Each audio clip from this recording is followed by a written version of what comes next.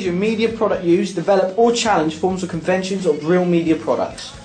It uses conventions of real media products by linking the music and the visuals together. So you've got the theme of Truth or Dare. And rather than taking that in a sense that it probably wasn't meant to be more in a relationship sort of sense than we interpreted it, but we took it as more of a reason to just have fun and get out there and be an idiot.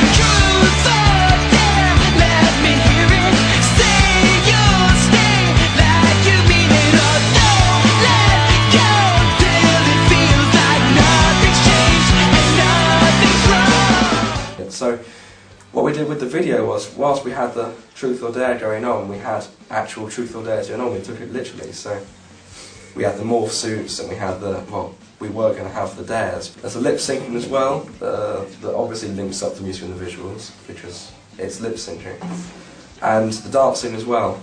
The problem with the dancing is that you have to get it right. You have to have the music playing whilst you record as well as the music that you've got over it. Otherwise, you're going to be dancing to a tune. I mean, you could be doing a slow dance to this song by accident, which this song's really fast paced, so if you're like a right idiot, you get it completely wrong really easily.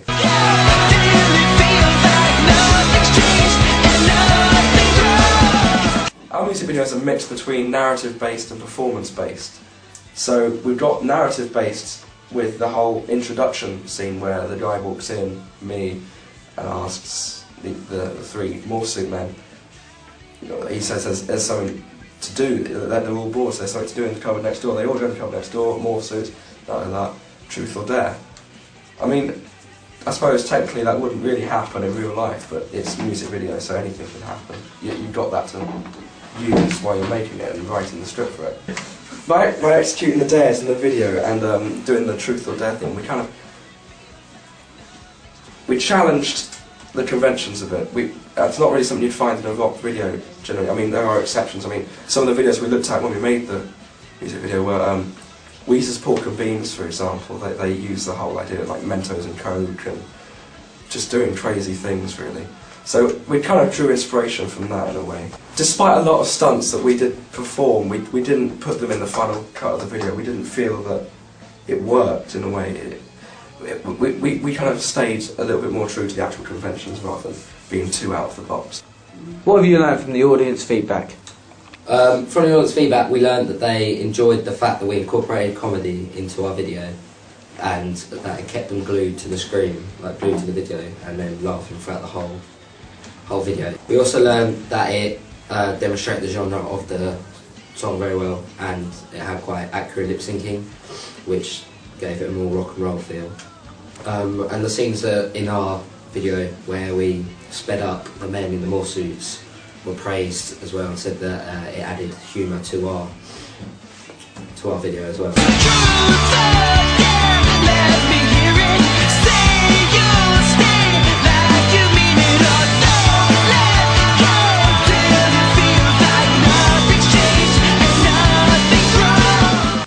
They also enjoyed the opening sequence, which was entirely improvised, like giving it more of a story, like the start, instead of it just going straight into the video.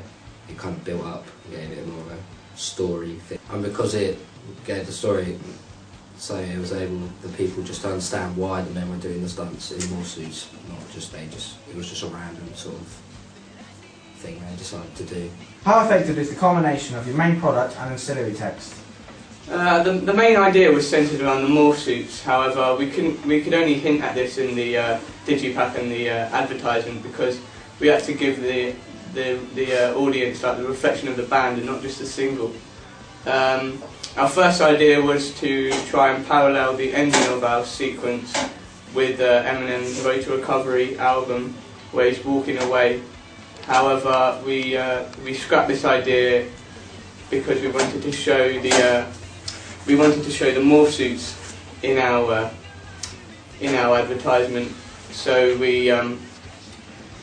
and after looking at quite a few ideas, we found that it was mainly the advertisement was mainly with the lead singer. So we had to include him, the lead singer, mainly in the advertisement and in the digipack. We decided to change the digipack idea from Eminem's Road to Recovery to incorporating the name of the band and putting a spider on the cover and changing it to pink. However, we knew we couldn't heavily side with the idea of the morph suits, as we had to show the whole image of the band. How did you use new media technologies in the construction, research, planning and evaluation stages? Well, first off we had to begin with the planning and all that, and so we drew out some script and some pieces of paper, just had a couple of sketches, moved around on that and was doodling and wondering, you know, some initial ideas that we could use. After that we went out, used a camera, took out some location shots, some shots we can use during the video, you know, just to get a rough idea of where we can actually go and use. After that we then popped that up onto the blog. I got, you know, put a documentary about that, what we could do with it, what we could improve on it, or what other places we could use. After that we then moved over to the idea of actually filming. So we came around across the idea of using morph suits and, you know, going around doing comedy. And so we used the Sony HD camcorder, went around doing some footage through town, through college and around some places, just like, you know, messing around pretty much. And we also used the idea of our front cover as part of the video as well, so we thought that can kind of tie in nicely. And so we was kind of messing around up there to see if that would work together. And after that we then put that up onto Final Cut, edit it around, see how it came out and that.